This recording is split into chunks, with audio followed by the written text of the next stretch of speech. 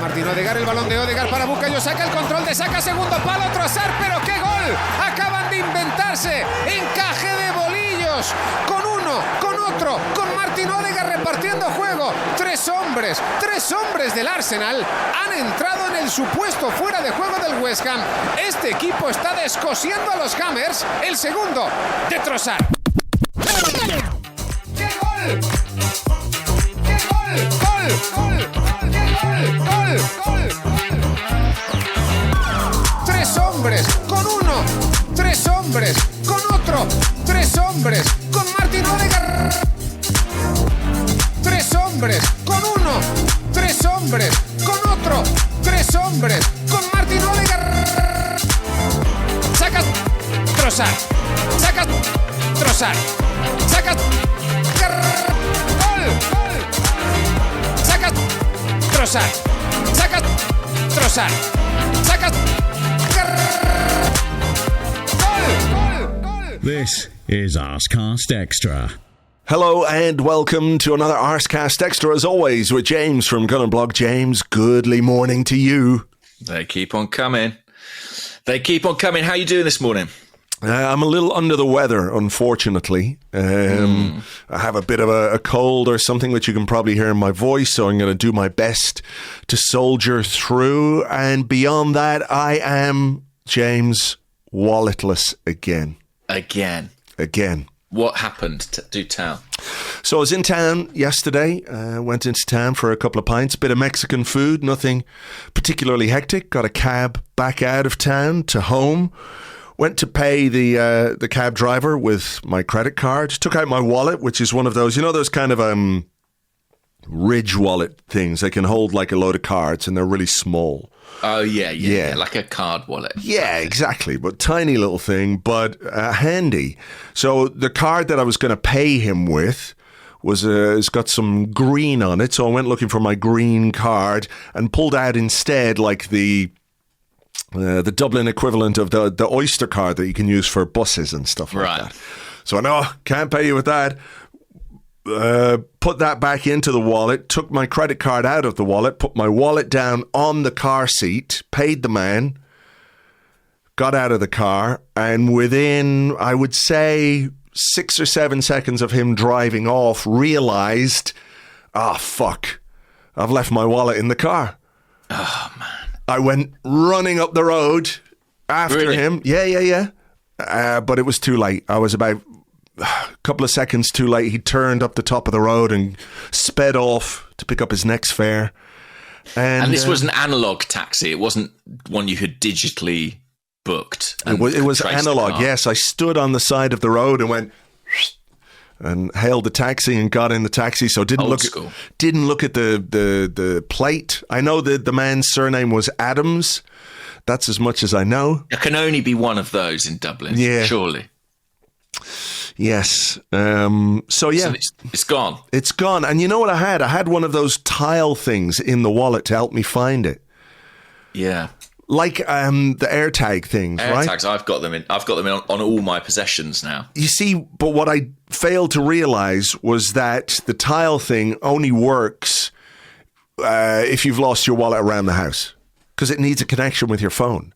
Once the connection with your phone is gone, the thing is fucking useless. So there's me thinking, well, that's not great. Left my wallet in the taxi. I'll just use the app and it'll play a sound. You know, the thing plays a little sound so you can hear it. No go. How loud would that sound need to be for you to hear it from where you are now?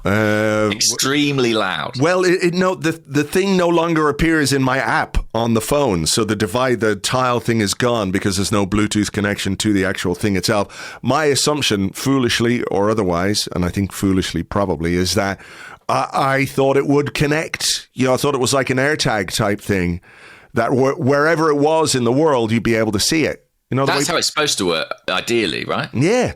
But this thing is just in case you lose your wallet in the house and you can, which is disappointing. So on the radio the other day, they were talking about people AirTagging their children. This is a new phenomenon in the UK. Wow. I guess it makes sense. But you don't want one of those AirTags you've got where you have to have the phone. Yeah, you know what I mean? Yeah, no point air tagging a child, and as soon as the child is out of sight, you can't tag it or find out where it is. That's a bit.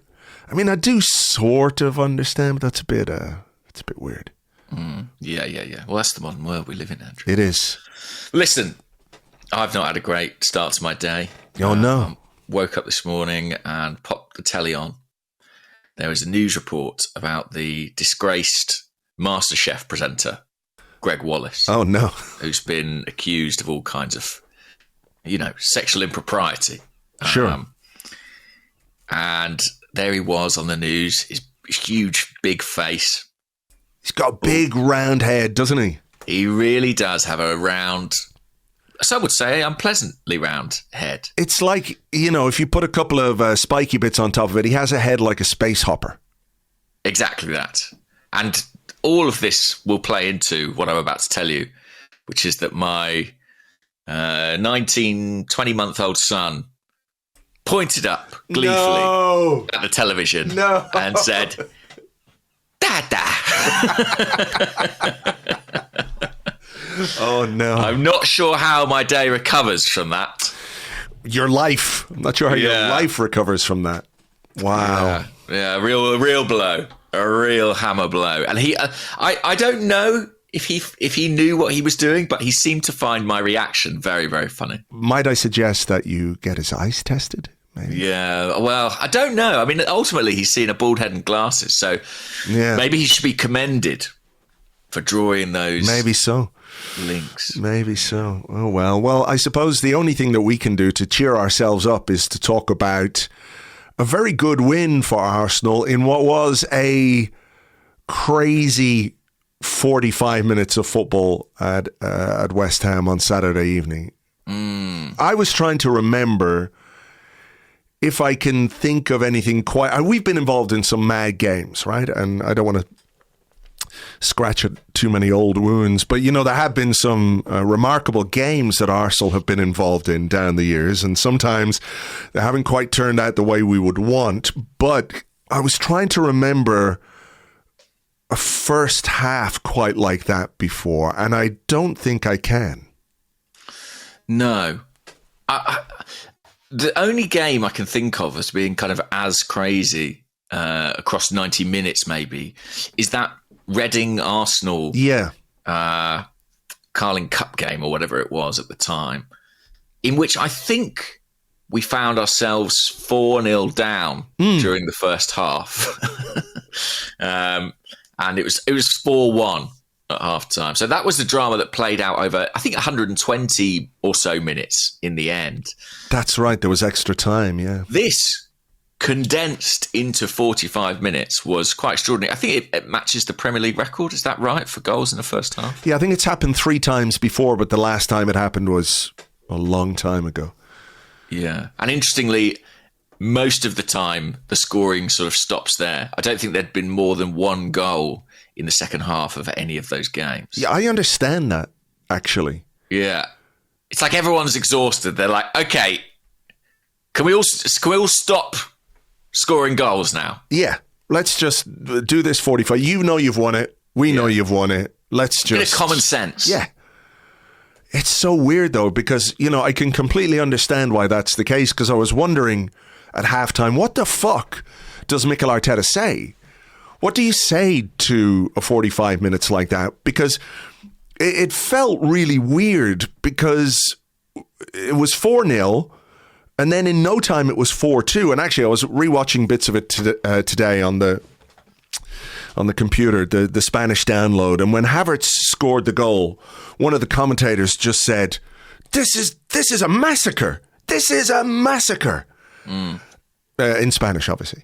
Yeah. And then West Ham scored a couple of goals, and then we got that one right before the break, and it's 5-2. And you're sort of like, that's brilliant from us, and then it wasn't so brilliant. But now we're 3 goals ahead again, so it's really good. Like, we've got a 3-goal lead at halftime. Somehow 5-2 felt weirder or different than, let's say, 3-0 would have. You go in 3-0, you're like, job done, basically. Yeah. But 5-2, you're like, ooh, and they scored the 2 so close together, you're sort of afraid of more madness. But I think like you said, it was so condensed into those 45 minutes. I don't think it could have gone on for another half of football like that. Just not possible. Can I ask you something that's been troubling me for the last 30 seconds? What is the Spanish for massacre? Massacre. Massacre. Oh, beautiful. Yeah. It was a very odd game.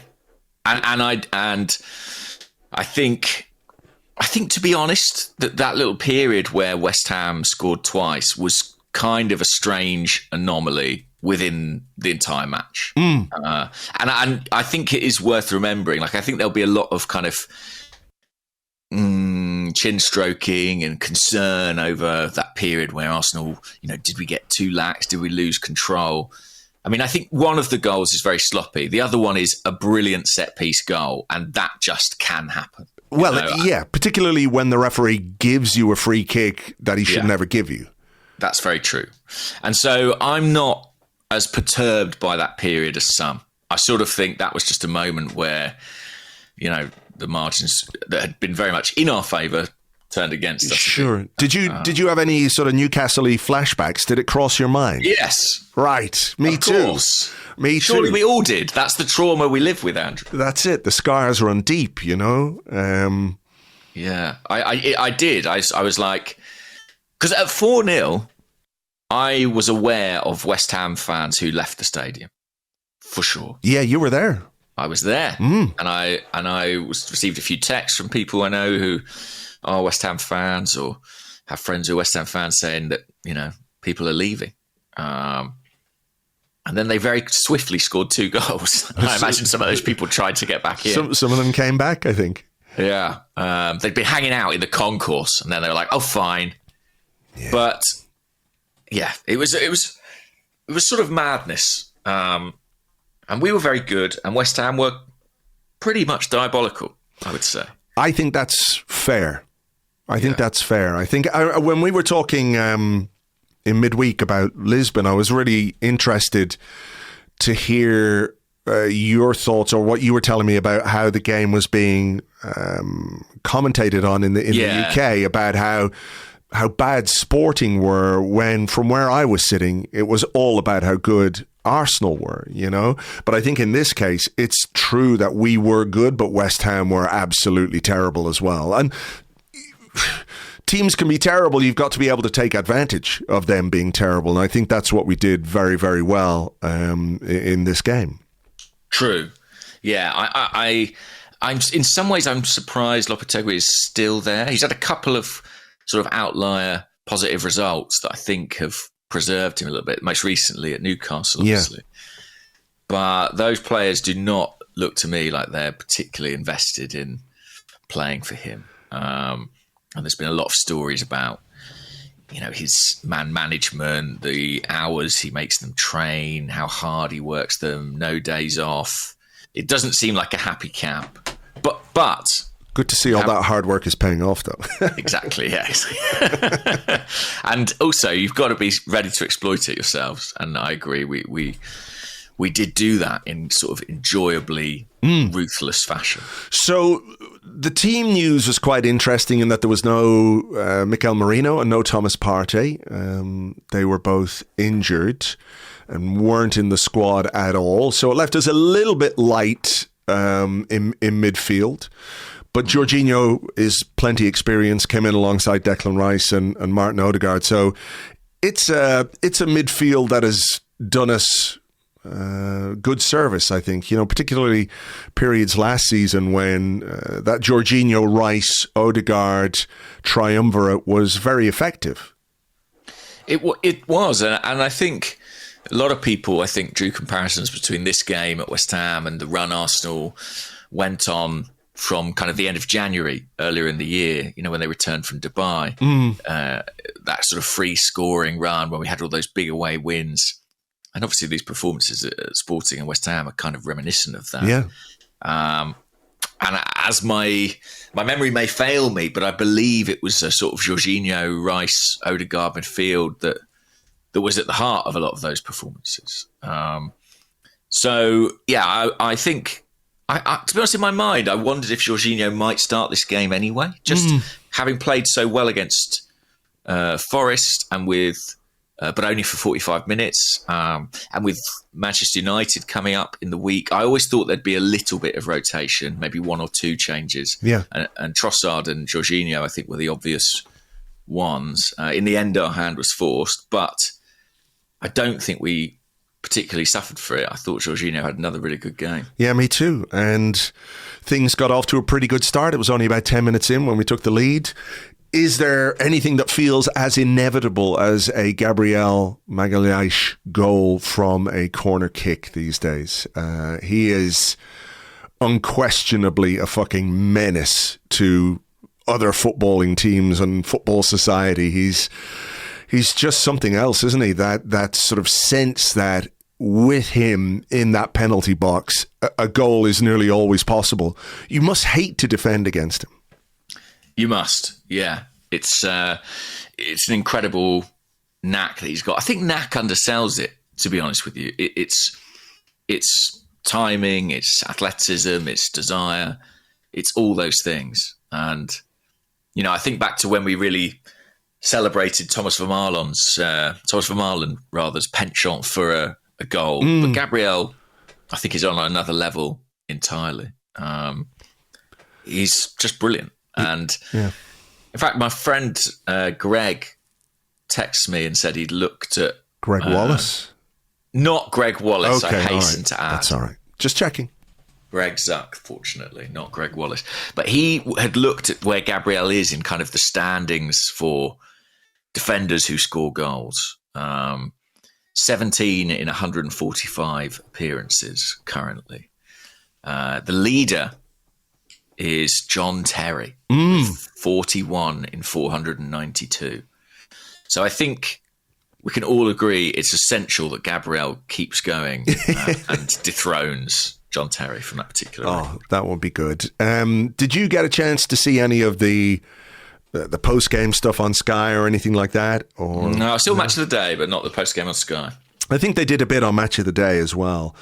The analysis of Arsenal's set pieces, because we have this record of them now, I think we're under the microscope a bit when it comes to how we operate, and the time. You talk about Gabriel, the timing of the runs, but what I think we see as well is there are other players involved, and the obvious one that people always talked about was Ben White messing with goalkeepers, right? Mm-hmm.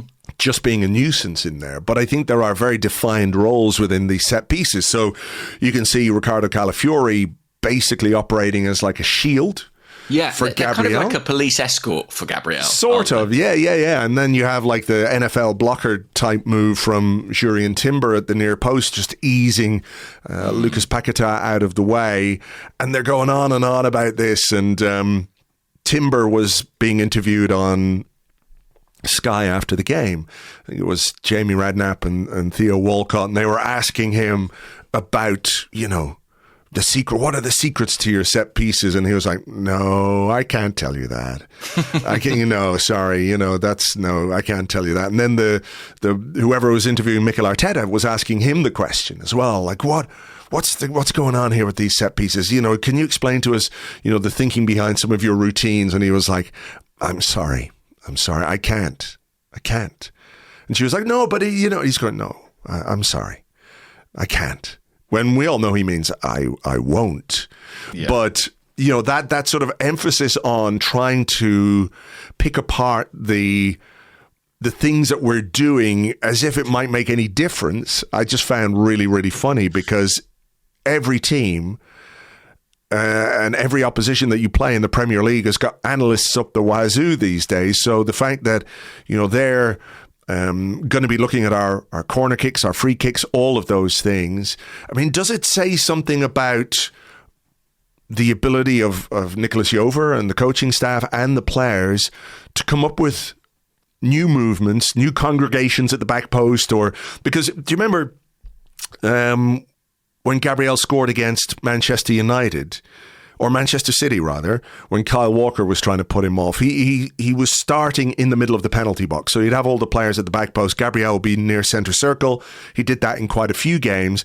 What's interesting now, the last couple of games, is that Gabriel has joined the throng, if you like, and isn't that isolated figure, and it's paying dividends again.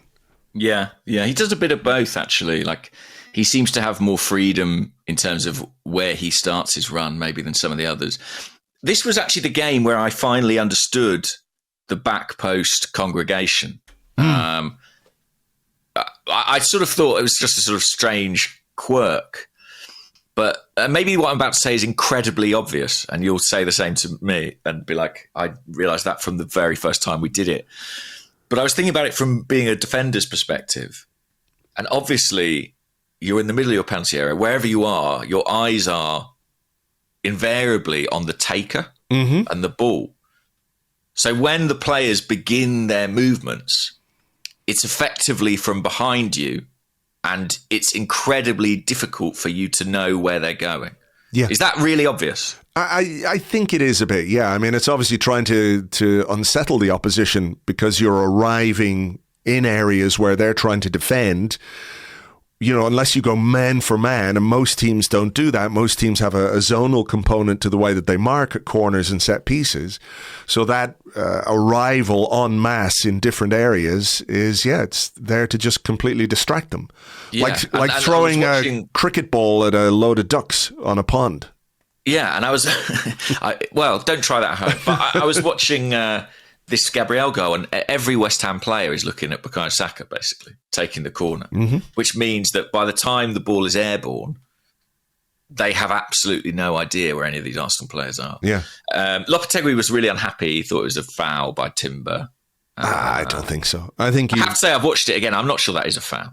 I don't think so. I think he's just, using his body in the same way that opposition players will try and bundle our players out of the way when they're jumping for the ball. So no, I flip it around. Am I going to be screaming for a foul if that happens at our end? No. I really don't think so. And great delivery, great header. Yeah. 1-0. Sweet for Gabriel. Lovely. You still there? I am, but there was a noise there that made it sound like I'm not. Yeah, there was a bit. Did you say that was a good week for Gabriel? I said 2 in a week for Gabriel. Yeah, very good. Very good. And he was involved obviously a bit later on. We'll come to that as we go on. The second Arsenal goal, delicious. Very nice. It really is a fantastic move, isn't it? The sort of interchange between Odegaard and Saka. There was a lot of talk about their connection, isn't there? And that understanding, that chemistry that they have. Is that the quintessential? Is that the sort of most Martin Odegaard pass that he has in his arsenal? The kind of little clip over the fullback in behind. Yeah, it is. Feels like it might be his sort of trademark pass, that one. Trademark, yeah, it really is. He's just so deft. The precision to put it back into the path of Saka is just fantastic. And Saka's movement, I'm just watching it again here. It's just such a lovely goal. Saka's movement is brilliant. I had a little heart-in-mouth moment because I hadn't seen Leandro Trossard at the back post. So when that ball kind of squirted in front of Kai Havertz, I went like, no. Yeah! Like that, It's great. And just, watching again, Saka, Odegaard, here's the pass. I like Wan-Bissaka as well. As soon as Odegaard plays the pass into Saka, Wan-Bissaka almost just sort of goes like, oh, fuck, we're fucked. And then he remembers, actually, I'm a defender. I'm supposed to try and do something about this, and makes a half-hearted move back towards the middle. But by then it's too late and he goes, we're fucked again. He had a funny game, Wan-Bissaka. I mean, he's normally pretty decent in defence and pretty poor going forward. But yeah, very lax there and got himself a goal later in the half. But yeah, really lovely goal. And again, just indicative of what having Odegaard back brings to this team. Yeah, Odegaard and those combinations that he has with Saka, and I think you have to talk a little bit about Kai Havertz as well, because when Odegaard and Saka combine as well as they do, he's always sort of there or thereabouts. He's adjacent to what's going on, you know. Like, I think it's a good example. Maybe is the third goal, and Raya just pumps it long. Havertz wins a really good header, nods it down to Odegaard. Odegaard then plays a first-time ball to Saka, which is really good. He takes it very well and controls, runs into the box, drives at the defence and gets fouled rather, and it's a penalty. But Havertz is sort of always in the periphery of what Odegaard and Saka are doing. Yeah, I think that's fair. They seem to have a really great relationship on the field, Odegaard and Havertz, and off the field, actually. Yeah. I'd also throw in the name of Jurrien Timber. I mean, you know, when you talk about our right-hand side, we often spoke about it as a triangle, you know, White, Odegaard and Saka. And I think the feeling was if you took any of those pieces out, we would really suffer for it. And indeed, we did desperately suffer when Odegaard wasn't there. You have to say that with Jurrien Timber playing in that position, I don't think we're noticing a big drop-off or change in how that side of the pitch is functioning, which is testament to him, really, and how swiftly he's adapted to playing that role, because he hadn't played a ton of football for us at right back previously. No, that's true. That's true. He's been needed elsewhere at times, and I think he was very good again. Fingers crossed for his fitness, obviously, because we don't have a lot in reserve at right back. No. Josh Nichols on the bench for this one. I think because obviously Partey and Marino were not there, they needed some kind of right back cover, and he was there to provide that. So the penalty's awarded. I don't think there's any question that it's a penalty. It's a foul by Paquetá, and Saka looked like he was going to take it, handed the ball to Martin Odegaard, who tucked it away very nicely for his first goal of the season. Yeah, I don't know when that conversation happens between Saka and Odegaard. Like, was it when the penalty was awarded? Was it before the game? I'd love to know. But it was very clear that they both knew Odegaard was going to be the taker. And he's never missed, I believe, for Arsenal. Neville was on Sky talking about like the Henry Pires relationship. Yeah. And when, for example, Henry was fouled for a penalty, he never took it. He gave it to Pires, usually. Yeah. And he was wondering if that was in existence at Arsenal.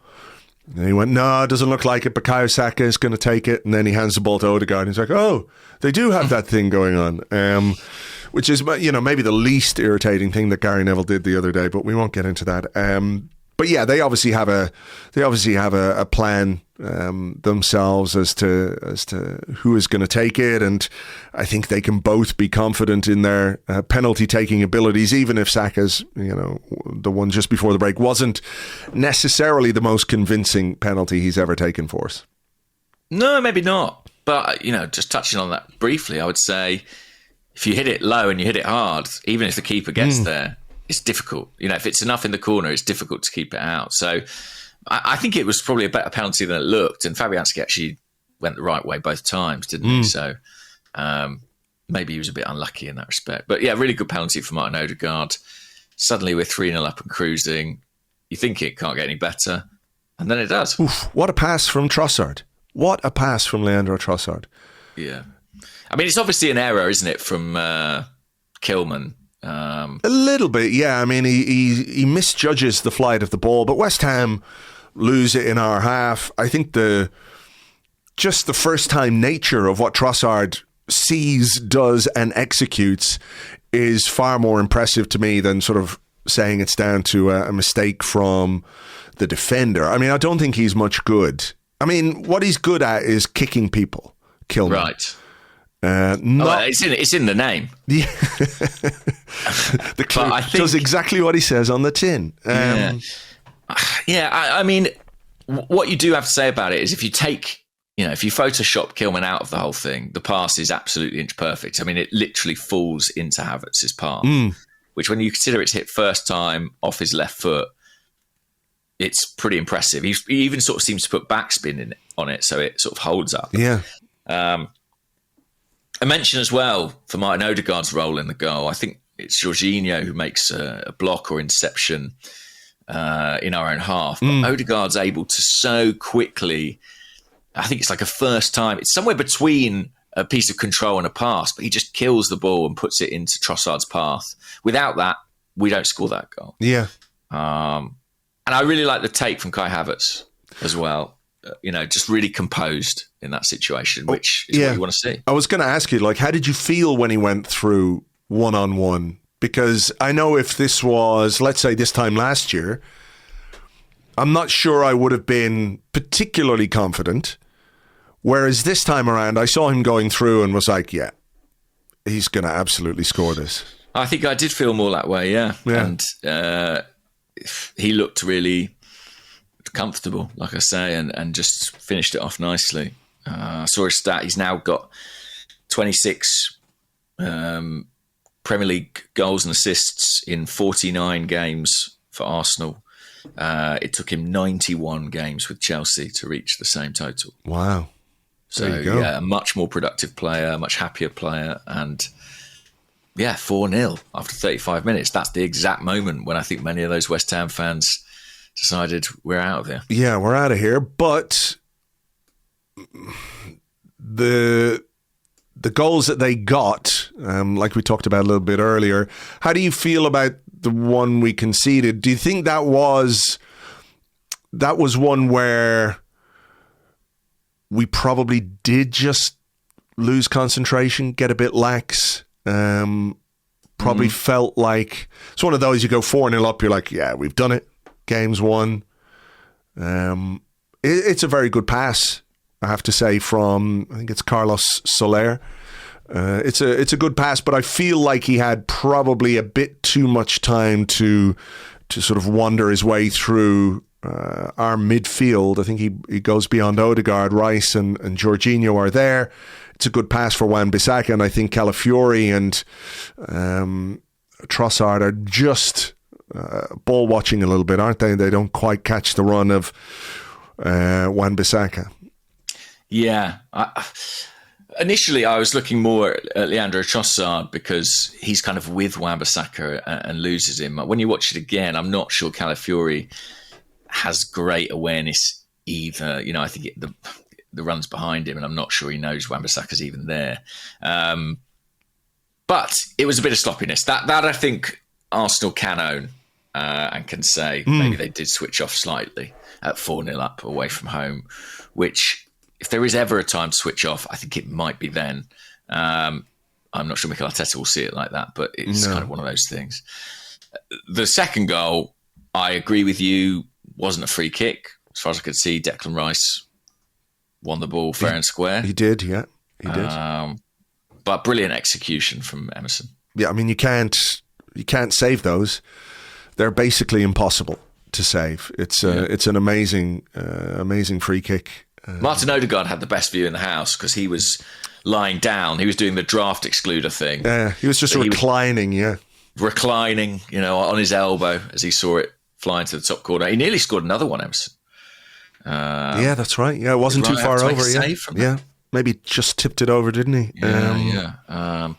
Didn't know he had that in his locker, but brilliant goal. And yeah, look, I'll be honest. At that point, you're thinking, oh, hang on a minute. The tide seems to be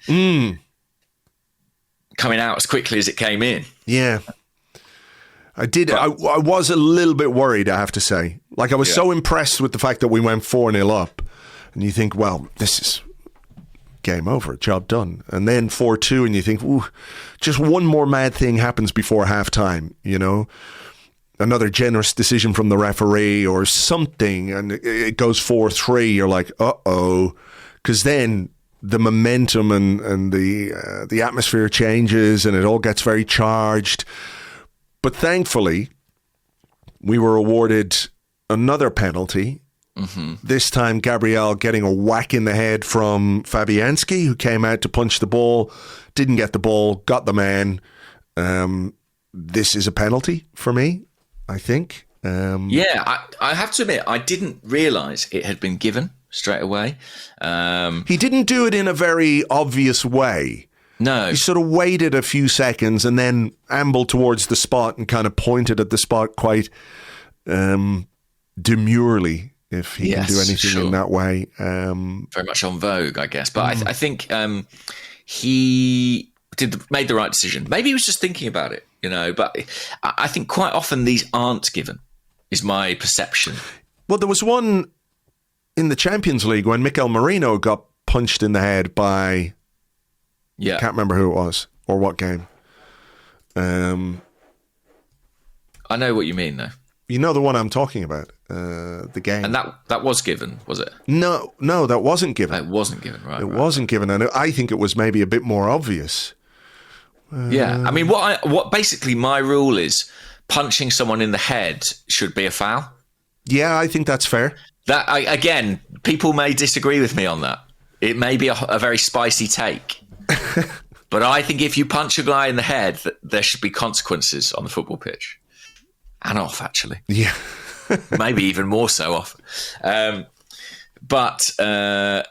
I was pleased, if a little surprised, to see this given. Goalkeepers are generally allowed to sort of kung fu kick a guy in the throat, on a set piece. And often they'll get the free kick. Yeah. But I was pleased to see it given, and whatever rota Bukayo and Martin have worked out between themselves, it was in Bukayo's favour this time, and scores again. Yeah, maybe not quite as emphatic a penalty as in Lisbon, but like I say, I think you do enough. I think he did enough. I think it was a very difficult penalty to keep out.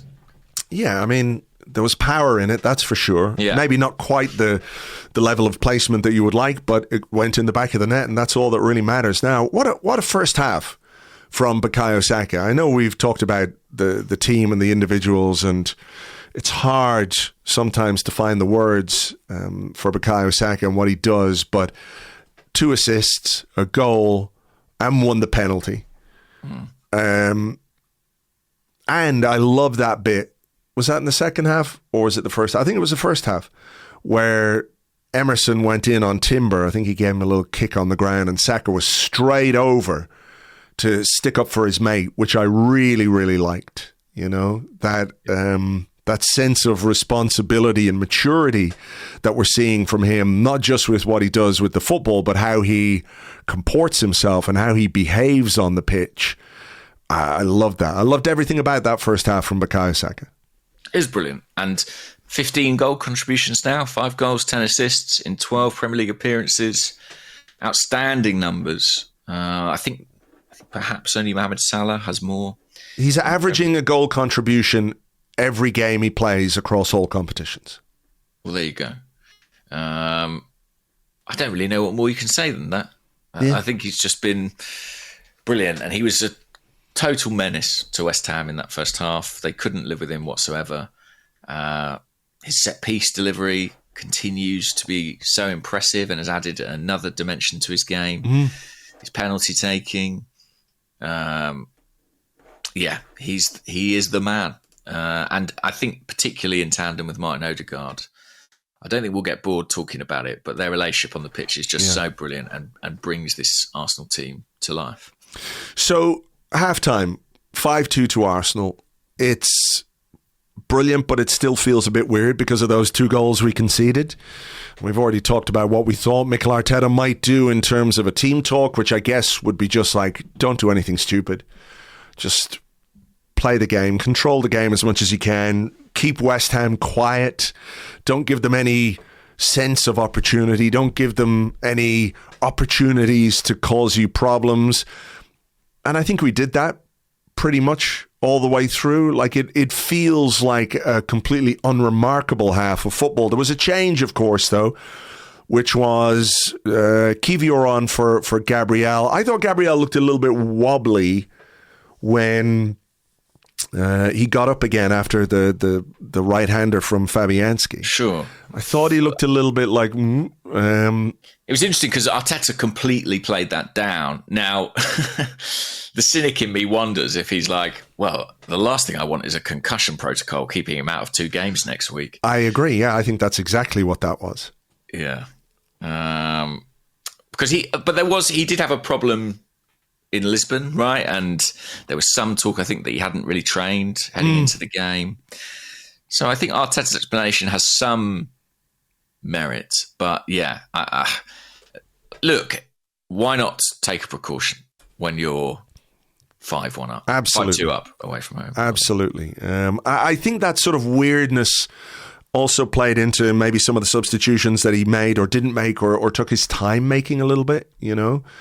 The sort of just in case it goes mad again, I got to keep Saka and Odegaard on the pitch, because he brought Calafiori off, put Zinchenko on. Can I just mention one thing about the referee? I don't want to make it a whole thing about the referee here at all, but I did think West Ham were allowed to get away with some pretty meaty challenges, and the same rules didn't quite apply to us. Like, there was one point where the referee literally scolded Havertz for chasing an opposition player. They'd sort of come together and there was that sort of, ooh, is there going to be a bit of niggle here, you know? But he just chased him down, and the referee was like pointing and going, listen, you watch yourself here. But then at one point, I can't remember who it was, but someone came all the way through the back of Kai Havertz. It was a tackle from behind. Tackle from behind has been outlawed for years and years. Even if you win the ball, it's outlawed. You're not allowed tackle from behind. And the referee played on. So I was a little bit worried at times that when Saka got a kick, when Odegaard got a kick, a challenge like that on Havertz, it just might, you know, cause us a problem. Hopefully it didn't, but I don't think the referee managed those incidents as well as he could have. No, I felt the same, actually.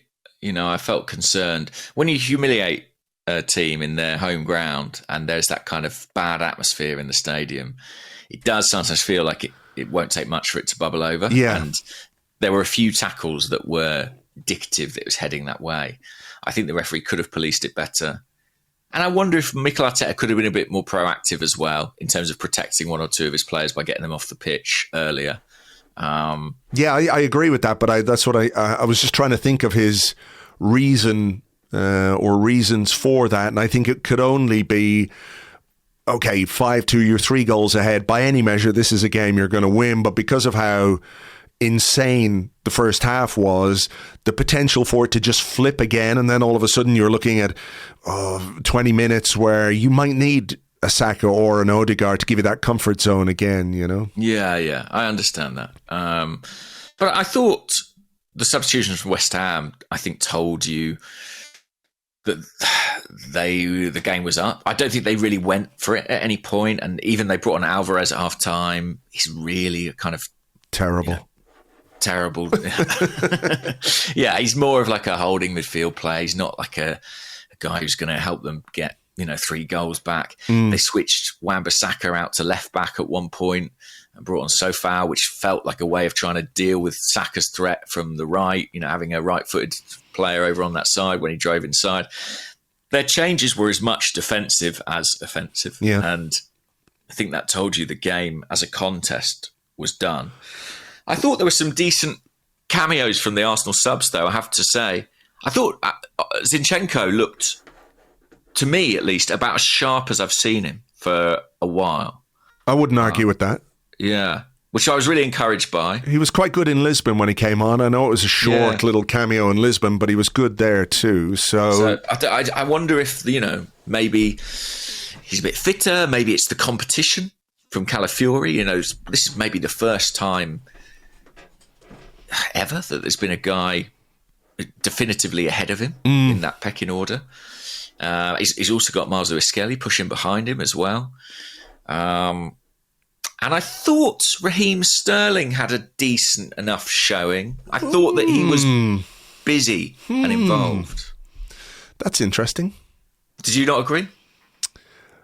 I thought of the two, Gabriel Jesus was, while not particularly impressive, the better of those two for sure. There was one really great run, and I thought he was all right as well. I know Sterling had that free kick which was just wide, but I thought Sterling was quite bad actually. I thought he got bypassed really easily.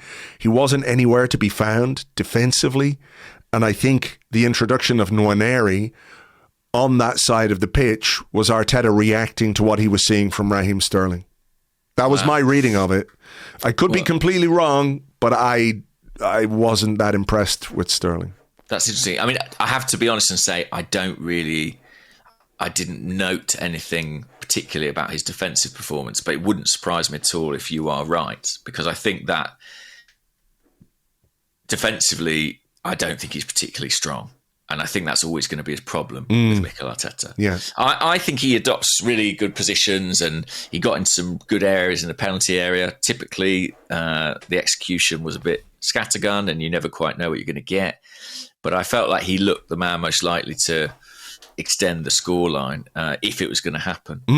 But listen, I mean, I think the Sterling experiment kind of continues, and we'll see if anything comes off it. I think this is sort of the perfect training ground for that, right? A situation where we're in total control and there isn't a great deal at stake. But yeah, I was more struck certainly by the Zinchenko cameo. I thought there was something in that, and it made me feel a little bit more confident about seeing his name on the team sheet moving forward. Yeah, we'll have to wait and see who gets the nod for Wednesday, of course. So, I mean, overall, despite that weirdness of the 2 goals, when you step back and look at the scoreline, it's a 5-2 win away from home. Second game in succession away from home that we have scored 5 goals. The manager has used his squad quite well over the last 3 games. And this certainly feels a lot more like the kind of Arsenal we've been wanting to see for most of this season. I think it is an impressive win, an impressive performance in many ways. I know we didn't have to do a great deal in that second half, but it was all done in the first half by the quality that we showed and the way we really put West Ham to the sword. So I think for me, it's a really positive day, and I think the manager, when he looks back on it, will primarily be looking at this as a game from which he can take a lot of positives. Does the goal difference some good? 3 points that we badly needed because of what's going on ahead of us, of course. So all in all, a good day. Yeah, I think any time you've got a scoreline like this, something crazy's gone on a little bit. You know, it's 5-2 is especially in 45 minutes, is distinctly unusual. But before the game, someone asked me for a prediction, and I said 3-0 to Arsenal. There you go. And ultimately, they won by a 3-goal margin. And had it been 3-0, I don't think anyone would have, raised eyebrows at that. I think it's really encouraging that we look so much better in attack. We seem to have found a bit of flow again. That was the word Mikel Arteta used in his press conference, flow. And I think, inevitably you look at the return of Martin Odegaard as being absolutely key to that. But I think generally the confidence of the team seems so much at this point in time. There's a lot more availability all over the pitch. Even though we lost a few in midfield, we still had a pretty strong squad out there. So it's exactly what we needed, and a great build-up to the Man United game on Wednesday. 8:15 kickoff.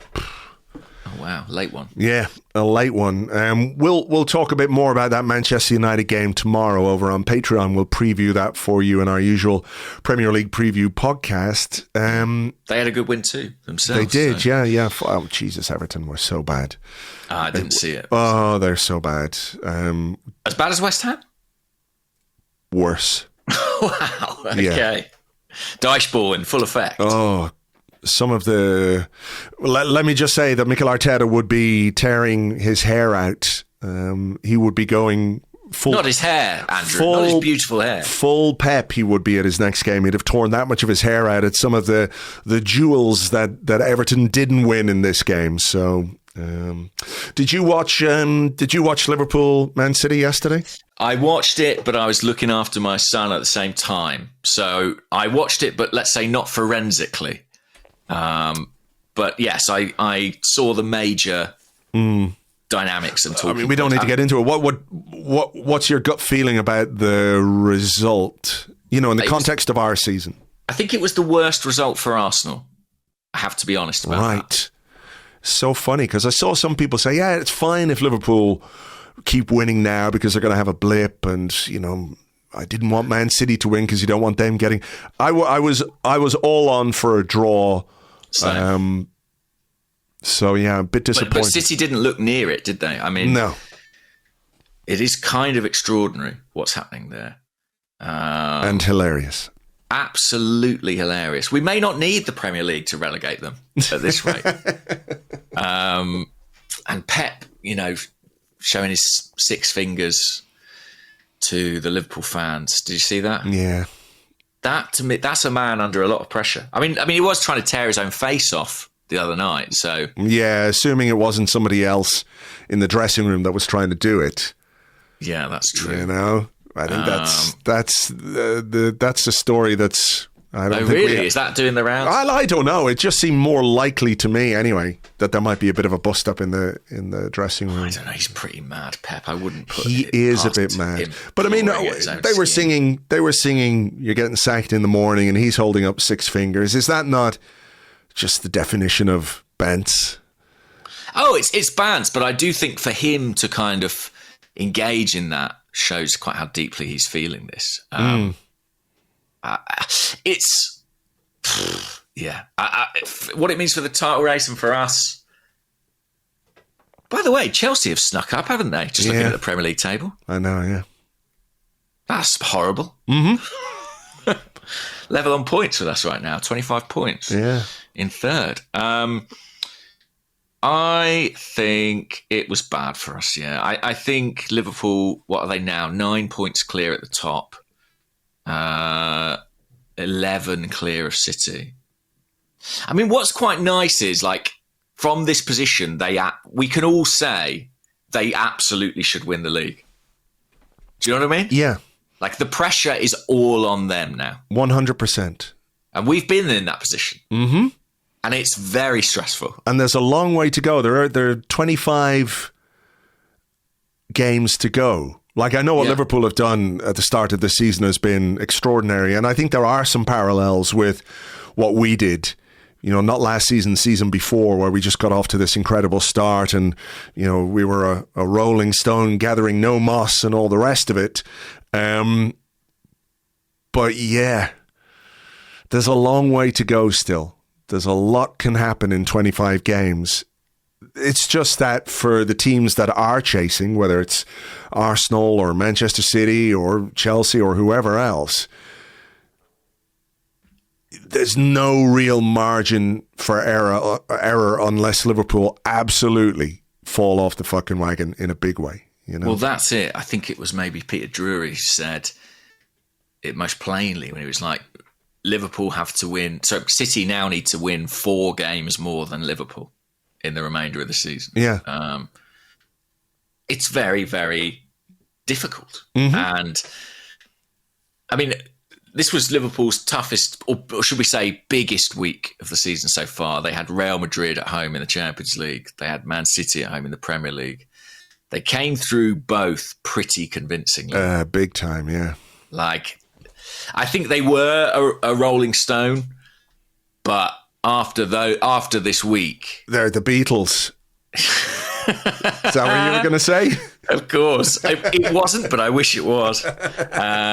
And they've got a real head of steam up now, haven't they? So it's going to be tricky. I mean, I've always looked at this period and said there are a few difficult games for them. I mean, that what they looked like difficult away games for them this week, going to Newcastle and then the final Merseyside derby at Goodison Park. You'd have to say, given the form of those two teams, those games don't look so hard right now. No. All right. So let's see. I mean, it's all in their hands, right? It's all in their hands. Let's see if they handle it, or if there was a moment, wasn't there, in the second half where Virgil van Dijk tried to turn his man inside his own half and got caught, and Kelleher had to make a pretty decent save. But there were sort of shades of Steven Gerrard and the slip against Chelsea. They've got previous for this. They do, but they got away with it. And when things are going your way, things go your way. Well, if you cough up the ball to Kevin De Bruyne and he's 1-on-1 with the goalkeeper and doesn't score, things are the sun is shining on your back garden. It is hard to escape the feeling it is their year. There's just enough. There's enough in their favour, but there's a long way to go. Mm-hmm. There's a very delicate contractual situation with Mohamed Salah that may or may not become a factor in their performances, or who knows, right? A lot of things can unsettle a team. Sure. But yeah, they're the clear favourites at this point in time. All right. Well, look, we'll take a little break here. A quick wallet update, James. Oh, I just got a notification on my phone from the Tile app. It says your lost item, wallet, because that's what it was called, was found by a community member. I don't know what that means. It says send a thank you note anonymously, and then I have the ability to dismiss or say thanks, but I don't quite know what the fuck that means. If it's been found by somebody, how do I get in touch with them to get the fucking thing back? Especially if it's anonymous. Yeah, that doesn't and make also, sense. at this point, what are you thanking them for? You ain't got it back. Yeah, not yet. I'll have to investigate this more thoroughly after we finish the podcast. I think you've got to send a message, though, and be like, this is who I am, and you've got my wallet. Yeah. I don't know if you can... like... Oh, where the fuck is it? It's giving me the location of the wallet. You need to send them this anonymous message. Okay. I don't know who you are. I don't know what you want. If you're looking for ransom, I can tell you I don't have money. I can't do the accent. No, you can't. But what I do have are a very particular set of skills. And those skills involve me coming to where you are and getting that wallet back. That's very good. It's not far from me, actually. It's near St. James's Hospital, which is not far. Best of all the saints. Yes, he is. He is. Okay, well, look, I will investigate this. This is a gripping drama. Actually. I know. Not only is it top-class football podcasting, we've got a subplot. Mystery subplot all the way. What a hook for people to come back for part 2. All right, well, we'll take a little break and we'll come back with your questions and maybe some more wallet information in part 2 right after this.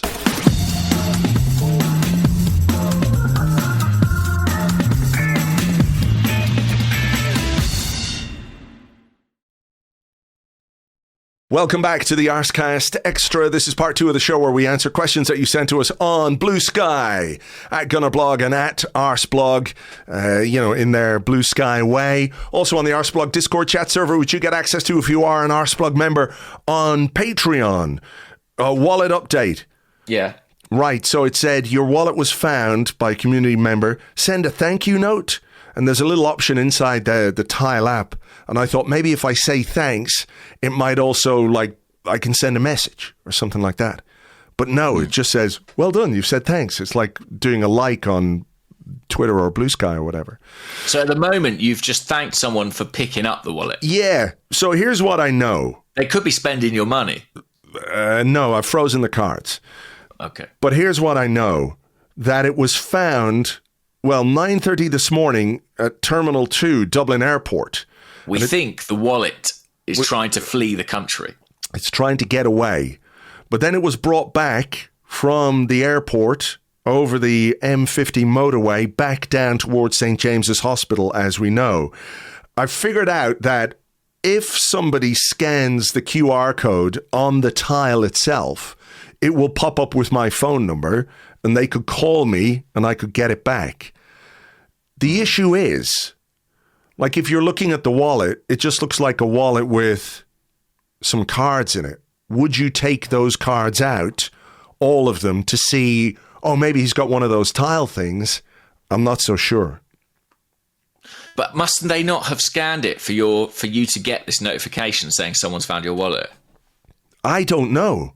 I don't know. I don't know if somebody who also has a tile in their wallet or on their keys or whatever, if it automatically connects to that tile or my tile that's in the... I don't know how it works. Yeah, me neither. Me neither. But, we know it's out there now. We know it's alive out there. That's it. We know it's there. It hasn't been disappeared. It might be in hospital. Yeah. But it's still hanging in there. So let's see. Oh, let's see. We might get more updates, Andrew. You never know. Keep listening, guys. I've got a question. Okay. It's from Gunnerblog. It's from James at Gunnerblog. Why are the Blue Sky? I like Blue Sky, but why are the usernames all long? Why do they have to have .bsky.social and stuff like that? Well, that's their sort of default one. And if you look at my one, for example, mine is arseblog.com. How did you do that? You have to create a DNS record with your hosting company. Spoiler, Tom did all this.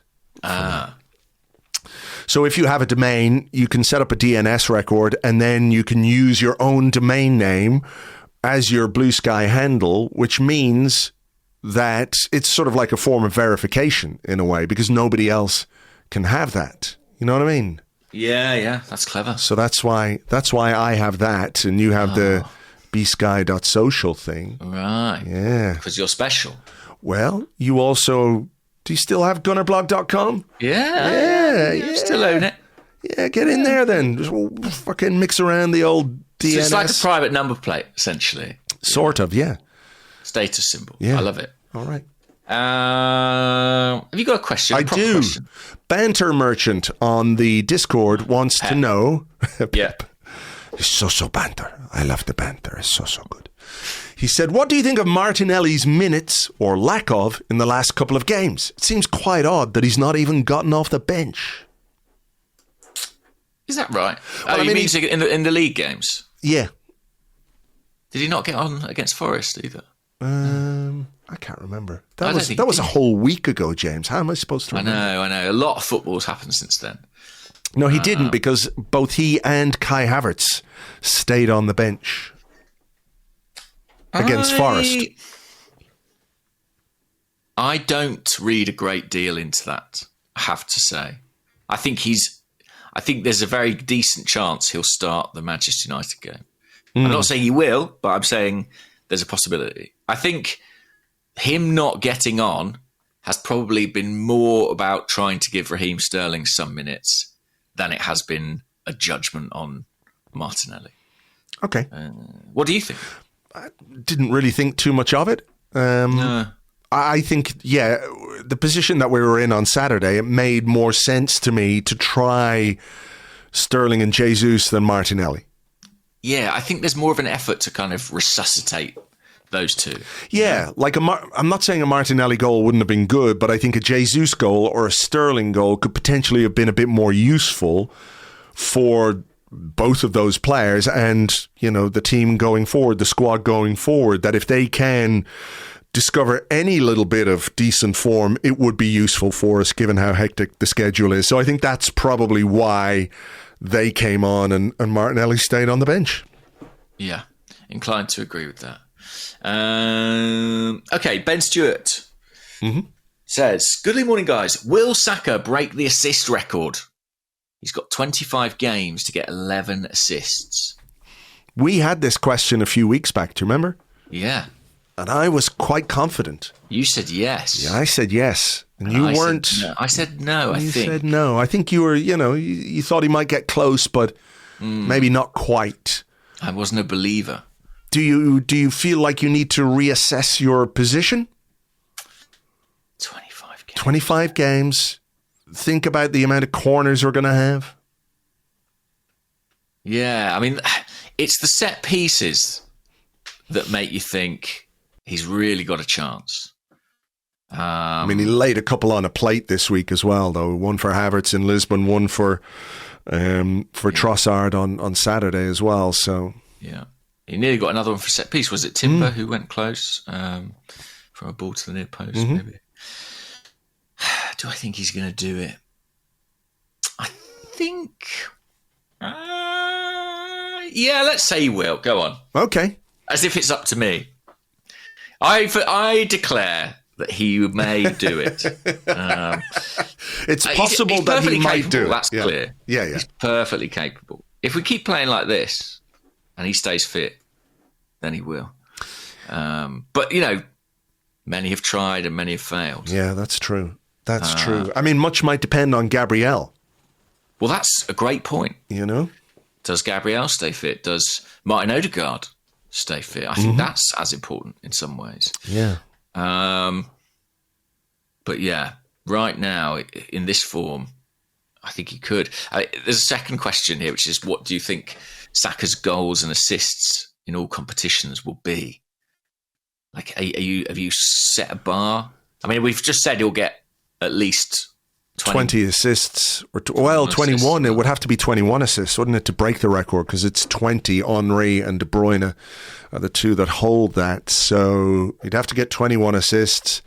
I mean, you're probably looking at 40 goal contributions from Bukayo Saka, because I think he can easily score 20 goals as well as make 20 assists across all competitions, not just Premier League. Yeah. I think I saw a stat, I forget where I saw it, so apologies, but I think he's now matched what Alexis Sanchez produced in terms of goals and assists in his time at Arsenal. Wow. Can that be right? Possible. Don't know, but I'm throwing it out there. Maybe it was just assists. Not sure. Maybe so. What about this then? I have a question that's sort of about Gabriel again from Rubes on the Discord. He said, why do other teams not mark Gabriel on corners with their central defenders? City used Walker, Sporting used their wingback, and West Ham used Antonio. Surely they all know how big a threat he is, yet he's never doubled up on or has the opposition's best marker. I don't know. Okay. But I hope it carries on. I think, I mean, it's because most teams are favouring, systems where they don't dedicate great resource to stopping one guy, because it feels counterintuitive. Like we can't all focus on trying to stop Gabriel, because they've also got Calafiori and Saliba and Havertz and Marino. And I think that's part of why this works for Arsenal. The threat is so diversified that the opposition have to pay attention to other people. And that's where Gabriel's able to excel.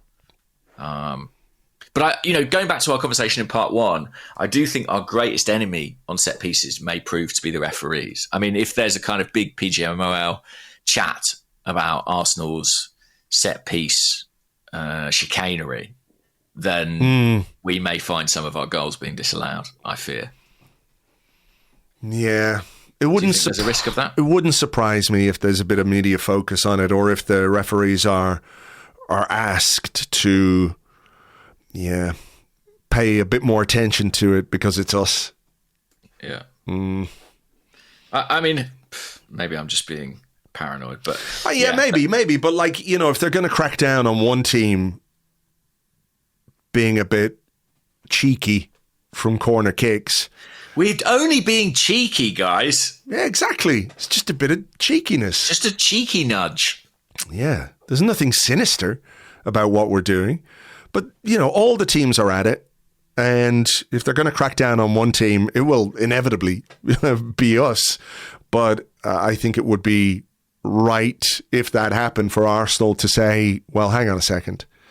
We're not alone here. There are other players or other teams doing this kind of stuff as well. So pay attention to them. So, I don't know. Yeah. What about this from Perry1203 on Blue Sky? And Perry says, goodly morning, guys. Do you have any concerns about Calafiori? As exciting as he is, maybe he's a touch too slow and prone to defensive mistakes. Or is that something that will improve with age and Premier League experience? And I saw a bit of this on social media. I believe Andrew Allen was among those who voiced his, not disapproval, but concerns maybe over the defensive side of Calafiori's game. Yeah, he said something about... he hates him. He's so handsome. It's not fair. Something like that. They finally invented a man more handsome than me, and I'll never forgive him for it, I think was his message. Yeah. He's still got the beard game, though, Andrew, so he'll be all right. God forbid Calafiori grow a beard. I'm going on the record. I have my concerns about Calafiori, is what Andrew said. You go on the record. It's going to get brought up in a podcast. I sort of understand. I think it is still early days, though. I think it is early days. And I'm not 100% convinced that he is going to be a left back forever either. I wonder if, you know, in the longer term, he's a centre half more than a left back. That's an interesting idea. Do you think, you know, for me, he's not the archetypal fullback kind of guy. I suppose. No, but then if you're looking, Ben White. yeah, that's true. I was just, you know, I'm correcting myself as I speak. That maybe, you know, it is a bit early, and he has had some injury problems, and there is a lot to get used to coming from Italy to the Premier League. So I think, while I understand the conversations or the discussions, I feel it's a bit early maybe to... I'm not going on the record. That's all I'm saying. Okay. Yeah, I mean, and bear in mind, he hasn't played left back regularly for quite a while. You know, I think he was playing centre back in Italy last year. Mm-hmm. Played centre back for Italy during the Euros. So I think there's a degree of adaptation.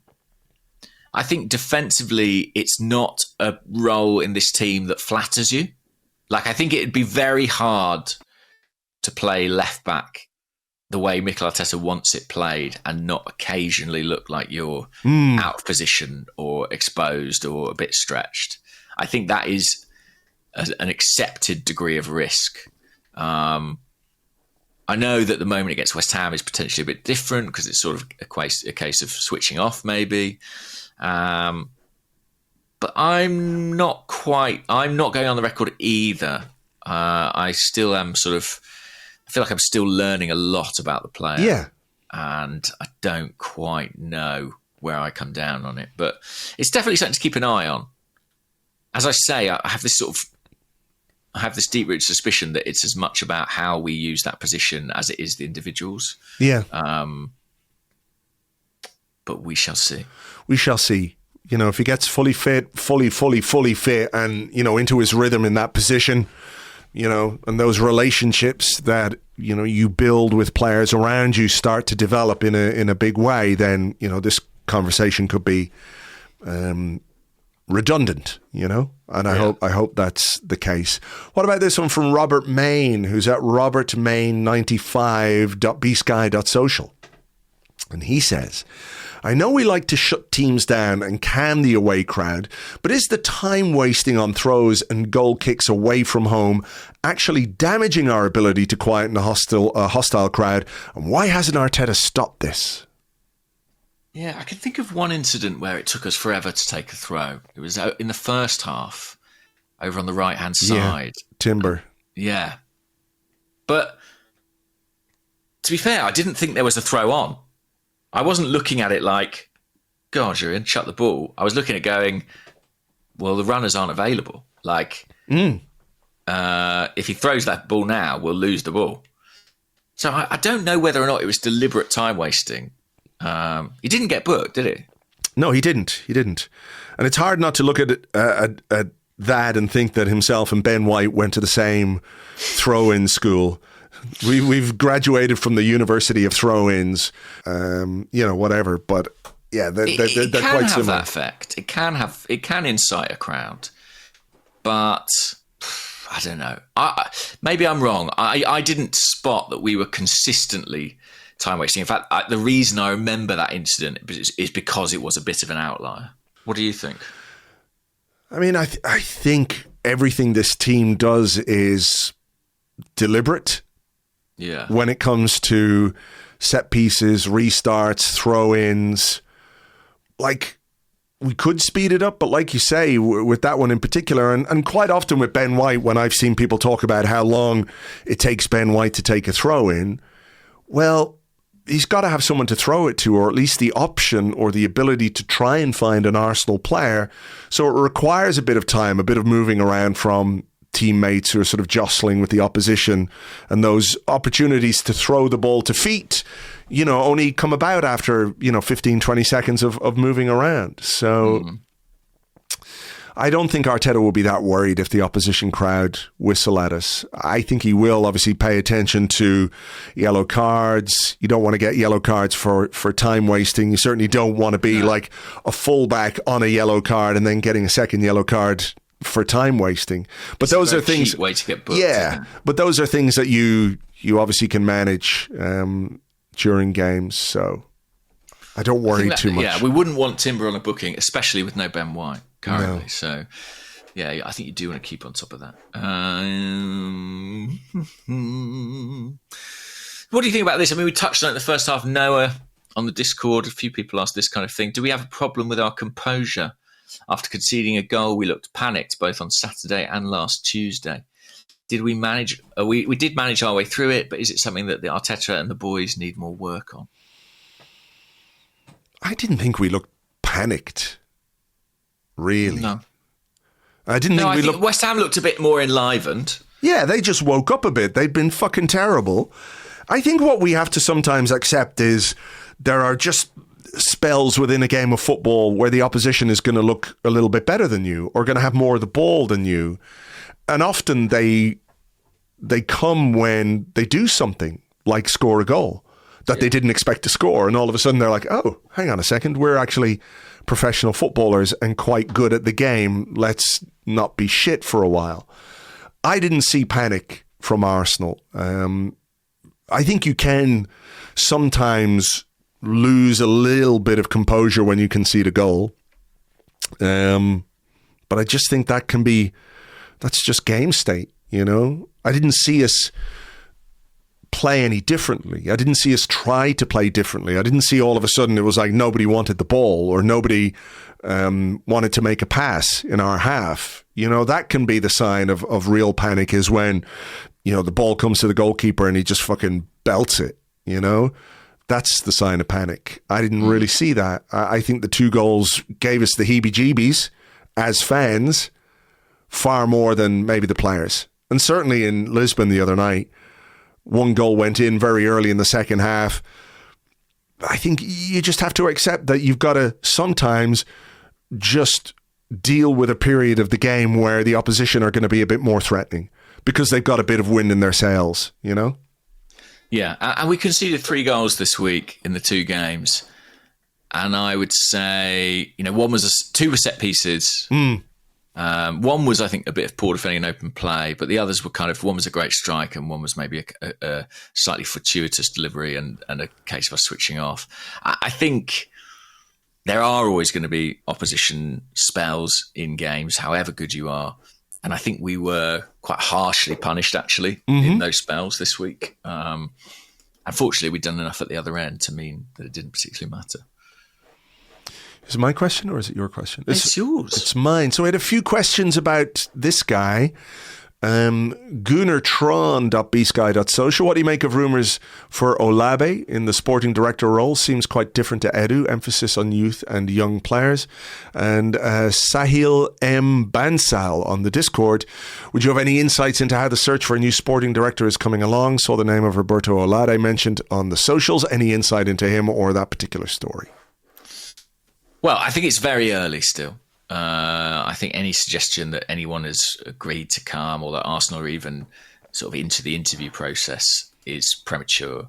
I think they're working with a recruitment company and there's going to be a big process that involves a lot of different people. I don't think we'll get anyone in before the summer, really, realistically. You know, Jason Ato's in the role as an interim and I think there's a very good chance he'll be there right up until May, June. And he'll be a candidate as well. I don't know if he'll get it, but I think he'll definitely be a candidate and he's got a chance to kind of make a positive impression. Olabe, we've discussed before, does make sense because there's the Sociedad connection. Yeah. He's quite well regarded. He's quite senior. I mean, my sort of caveat on this one would be like, would he be prepared to come into a role where arguably he might be kind of subservient to the manager or perhaps, you know, beneath the manager in the kind of, you know, pecking order? because he'd be coming from a structure where that's very much not the case. Like he'd be coming from somewhere where he runs the football side of the club and hires and fires the coach. So that's, and speaking to people who know him and sort of have said, the type of character he is, he's quite in a positive sense, quite a sort of stubborn personality. He knows what he wants, very determined. He might struggle if he felt that his authority was not quite what it needs to be for him to do his job properly. But equally, I do expect, I'm sure there'll be conversations. And, I've heard his name mentioned with several other Premier League clubs as well as a possibility. I think that Aston Villa were interested in him alongside Monchi when they were sort of going through that process. I think Manchester City are well aware of his capabilities. So I don't know what will happen, but it does feel like of a lot of the options that have been discussed in the media, he's the one who feels maybe most logical in some ways. Do you have a gut feeling about it? No. Yeah. No, not at all. He looks like, a good candidate, a good fit, but there are probably other people out there. And my only concern over all this is, like, if we are to do anything in January, I think those wheels would have been more or less in motion, before Edu left. Yeah. So it's about somebody just sort of picking up the baton and running with it. Where I would have some concern about Olabe not being appointed until the summer is simply the fact that there's a lot of work to do between January and the opening of the transfer window. And I think, when you look at the Arsenal squad, there are some, I'm not going to say serious question marks, but I think there are some decisions to be made about positions and players that we need to be well and truly on top of before whoever it is appointed. Or before the window opens, rather. I mean, if we get somebody in January, then great, they're gonna do the job. But if he's going to be working with Real Sociedad until June, how involved can he be in that process? And how does that then impact your summer business and your ability to do what you want to do and what you need to do? So that's really my main concern, is just more about the timing of things. Yeah, I mean, I think that's probably pretty difficult to avoid unless you're going for someone who is literally free as a bird and not currently employed. There are all kinds of difficulties with a hire like this as regarding notice periods. I mean, Edu resigned in early November and he can't take up his new position until May, right? He's on 6 months gardening leave. That's not uncommon in these kind of sporting director of football roles. Their contracts are different to those you'd associate with a manager. So I think it's quite not unrealistic, quite unlikely Arsenal get someone in on a swifter time schedule than that. Now, there is already a plan for the summer. Like, in theory, there is a broad plan of, like, this is what we need to do in the summer. These are the primary targets. By the time Edu left, all of that was in place. I think what gets tricky is if you're bringing in an Olabe or somebody else, then they're going to have a point of view on that. And how do you manage that? I mean, you might get a scenario. Don't forget, when Edu arrived, he arrived in the summer as technical director. I think he came in June. And it was the summer of 2019 where Arsenal signed Nicola Pepe and various other people, David Luiz maybe. Anyway, he was kind of there as technical director, but not particularly leading the strategy. And it was only really later that he kind of assumed more responsibility for kind of recruitment. So I wonder if you might get a similar thing where Raul just comes in and Raul comes in as an intern. Well, who will play the part of Raul in this? I guess it would be, Mikel and Richard Garlick, Tim Lewis. I guess they would try and persuade Jason Ato to remain at least for some kind of handover. what I'd say is don't discount him as a candidate. Right. I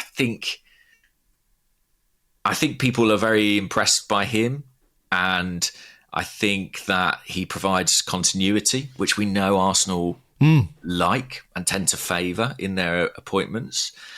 And the other thing is, like, I noticed Mikel Arteta was very effusive in his praise of Jason the other day. And I sort of thought, well, yeah, because I guess if I was the Arsenal manager, I'd want the sort of slightly more junior guy to come in as head of recruitment, because he'll just do whatever I tell him. Well, kind of. Now the question is that what we should want as a club? And is that good process and all that? I don't know. But it wouldn't surprise me if there was sort of considerable internal support for Jason Nato's candidacy. All right. But let's see. I mean, it's an intriguing one. I think we'll have to, basically, the January will obviously have to do, as we are with everything that's currently in place. And I think the same might apply to next summer. Yeah. What have I got here? I thought this was interesting. Jimmy Tax. Good morning, gents. Do you think we tend to overemphasise the extent of managers' control over their team's performances? We always hear from pundits about how ultimately the manager has responsibility, which is true to an extent. But sometimes they just kind of need to have amazing players. Take Odegaard away from Arteta, and there's nothing he can do to make them as good. The same goes for Guardiola and Rodri, or Messi, say. If Henry had picked up a serious injury in 03-04, we wouldn't be invincible, however good a manager Wenger is. Sometimes it's just that simple. You could talk about a manager's role in recruiting those players and actually developing those players as well. And building the team that brings the best out of them. And they don't just become brilliant players overnight. I mean, Henry's a brilliant example of this, isn't he? He is a really, really big talent who wasn't delivering or wasn't fulfilling his potential at Juventus. Arsene Wenger brought him to Arsenal and made him the best player in the world for some years. So Martin Odegaard was languishing on the bench at Real Madrid, lest we forget. Dennis Bergkamp was having a difficult time in Serie A. These players obviously have all the raw ingredients and the raw materials and the talent and the motivation, the mentality, all of it. But I don't think you can overlook the importance of a manager finding the right role for them in the right team, with the right teammates, the right tactics and organization as well. So I do get what he's saying, but I think there's a bit more to it. That's all I would say. I was really struck. I watched, obviously, Match of the Day. Danny Murphy very briefly praising Arsenal and then sort of dismantling the West Ham performance. But I was really struck by something he said. He was looking at, I think the set piece goals, and he was like, the preparation for West Ham, it's just not good enough. It's not there. They've not done their homework. And then he said, they obviously did it at Newcastle on Monday, but the preparation for this Arsenal game wasn't there to the same level. How does he know? Well, exactly. And also, I would venture that the same manager for both games is probably doing a similar degree of preparation. Yeah. Whether or not the players adhere to that is, as soon as that whistle goes, out of his control. Completely, yeah. Yeah. So I thought it was it did make me reflect on how we attribute, victories or defeats often to managers, when I'm like, but the managers are probably being fairly consistent in the methodology they're applying. But football is quite a random game. That's the thing. Like, football is a very random game through which we all try and make analysis. We all try and infer things. And sometimes when Martin Odegaard's out for 8 weeks and we're all analysing, well, they missed Martin Odegaard, you think, can it really be that simple? And then he comes back and you're like, shit, maybe it is. It's I suppose that's partly why it's such an interesting sport, because it is very actually difficult to unpick why things work and why they don't. Well, that's it. I mean, you've got so many variables. There's 11 players on the pitch on each side at all times, officials, weather, just the spin of a ball. The craziest things can happen, So There you go. There we go. A couple of quick ones just to finish. Shatner's Bassoon on Discord. Gents, literally a couple of minutes before Odegaard was assaulted in the box versus Sporting, I was thinking it was strange we haven't scored any penalties yet this season. We then got 3 in less than 2 halves of football. Given this power I seem to have acquired, is there anything else you would like me to manifest? Just more Manchester City defeats, I think, would be nice. Okay. I'm thinking like opposition red cards. We haven't had enough of those. That's true, actually. We've been playing uphill, haven't we, for a lot of the season? Yeah. So like a 13th red cards, minute... but not for terrible challenges that get our players. No. Red cards for time wasting would be lovely. Yeah, or just a professional foul denying a goal-scoring opportunity, you know? Who was it we played? Was it Man City we played years ago and they had somebody sent off after about 3 minutes? Oh, my doorbell's gone. Can you give me 2 minutes, Andrew? Yes. I've got to let a baby in. Okay. All right, see you soon. Doorbell music at the death.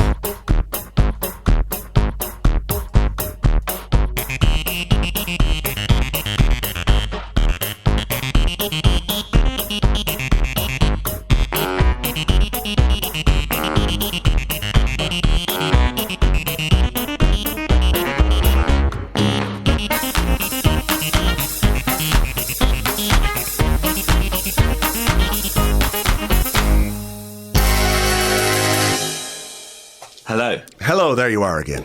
The baby arrived. Okay. I had to let him in. He was knocking at the door, was he? Yeah, I don't know how he rang the bell. Oi, Greg, let me in, you cunt! Basically, that's him, yeah. Apparently, by the way, in the intervening period, since I told you about the Greg Wallace thing, he pointed at the front page of a newspaper while he was out and said, Dada. So it's... Who was on the front page? Kylie?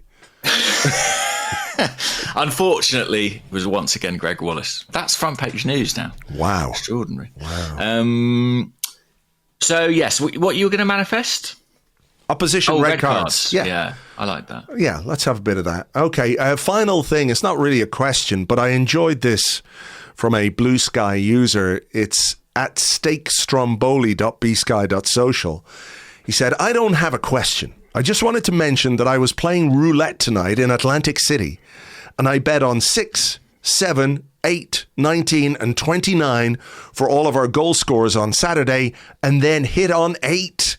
This is the only way to gamble. But his username on Blue Sky is Crazy Rich Asian Slot Machine left me destitute. So maybe it's not the method he thinks it is. So. Can I just do a couple of quick things? Of course. Before we go, I know that we've really extended our... there's a lot of false finishes here. Sure. But first of all, we did have a question from Gunnosaurus Rex, who says, don't know about you, but I enjoyed watching City get stuff this weekend. In honour of Thanksgiving here in the States, happy Thanksgiving, everybody. Can we cozy up around the family table and have a reading of #PepOut? Oh, now, you got some. There are some around, but there's just one. There's one that for me ticks every box. Okay. So I'm going to stick to that. All right. It's from @Foden Prime on X. Actually, I had to go back to X because that's where you find the most insane of all the football fans. Sure. So it starts. It's in list form. Pep Guardiola crimes this season. #PepOut. Here they come. Okay. Lost 5 games in a row. I don't think that's true because they drew in the Champions League. Ended our 2 years Etihad streak. Didn't back Rodri for Ballon d'Or. Don't even know what that means. But he won it. Re-signed Gundogan. Refused to sign Rodri backup. Refused to sign Haaland backup. Lied about the severity of KDB injury. Continuously sucks off Messi. There's an image, Jesus. Refused to sign any new players. Continuously plays Gundogan despite how horrible he's been. 0 good wins this season. 0 wins versus big teams this season. Refuses to make subs when needed. Refuses to start Grealish when we have 0 left wingers. Pushed a 1-year contract to 2. agreed to sign a 2-year contract, refuses to start De Bruyne in crucial games, refuses to address the issue in defence, lost 4-0, and then finally, which I think is brilliant, lost to Spurs twice in a month. Pep Guardiola, if you have any sort of decency, drop in the resign request tomorrow. Hashtag Pep out. Drop in the resign request tomorrow. I'm not sure this person's ever resigned from a job. Is that a thing? Based on the terminology they've used there. I love that. Drop in the resign request. May I please resign? Do you mind? I mean, listen, it's clearly very, very funny what's going on at Manchester City. I think we should all enjoy it as long as we possibly can because, you know, it's quite possible, given how good they are and have been, they could turn things around and it becomes much less funny. But, you know, winning 6 Premier Leagues in the last 7 years doesn't buy you a lot of fucking patience, does it? Not from Foden Prime. Not from Foden Prime. Maybe Foden Prime should be talking about Phil Foden more than Pep Guardiola because he's having a bit of a stinker of a season as well, isn't he? It's a hell of a drop-off, certainly, from where it was last year. Wow. So, yeah, I thought that was good fun. And then finally, not to finish on a downer, but I had quite a bad... aside from football, I had quite a bad weekend because I lost my grandma. She passed away. Oh, I'm very sorry. That's all right, man. But she passed away on Friday night. And we were very close. Her name was Barbara. And anyone who's read my book will know that she had a very special place in my life. And we had a very special relationship. And I just wanted to... big thing that's happened to me that'd be quite strange almost. I'm at the point where my life is so much in the public domain that if something that big happened and I didn't say anything, I'd feel quite odd about it. And also, just to urge anyone who's ever thought maybe that they might read or listen to my book, that this would be a great time to do that because a lot of it, although a lot of it's about me and a lot of it's about my grandfather, a lot of it is about her and our relationship as well. And it makes me very happy now that she's passed away that I was sort of able to commemorate that and celebrate that, you know, in a way that has some permanence. Yeah. Well, anybody who's read the book or listened to the book will know what you're talking about there, and your relationship with her and your granddad was really very special. I'm very sorry to hear the news. It's always it's really fine. It's tough. not a tragedy, you know. No, she was I know. 85 and I know. she well, but it's still very tough. You know, I'm sure lots of people have experienced this, but she was the person in my life. For some people, it might be their partner or their parent or a mate, but she was the person who, like, when something happened to me, she was the first person I would call.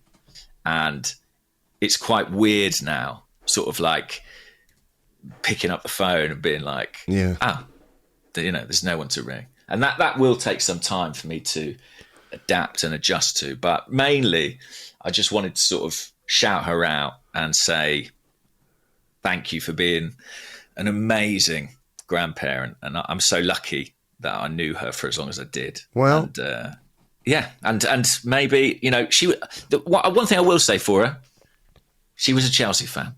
So as much as I love her, she'll be burning in hell with Jose Mourinho and John Terry. Exactly. John Terry crying about his goal scoring record being taken by Gabriel. Yeah. No, and I suppose in typical fashion, what I've actually managed to do is turn a tragic event into effectively a plug for my book. But yeah, I'll have more to say about it, I'm sure, and I'll put something up on social media when the time is right. But it just felt odd for me to not tell people who have invested so much in my life, which I really appreciate. Well, may she burn in peace. Yes, exactly.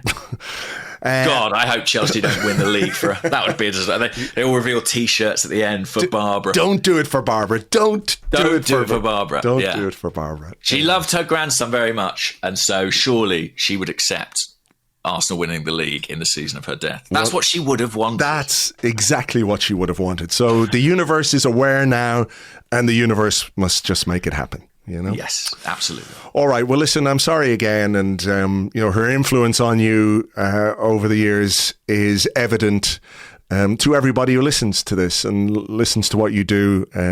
That's part and parcel of who you are. So we thank her for that. Okay, we'll leave it there for now. As ever, thank you guys for being here, for sticking with us through all the endings. There is no wallet update, I'm afraid to say. So what you're saying is a cliffhanger? Literally, there's a fucking new location update.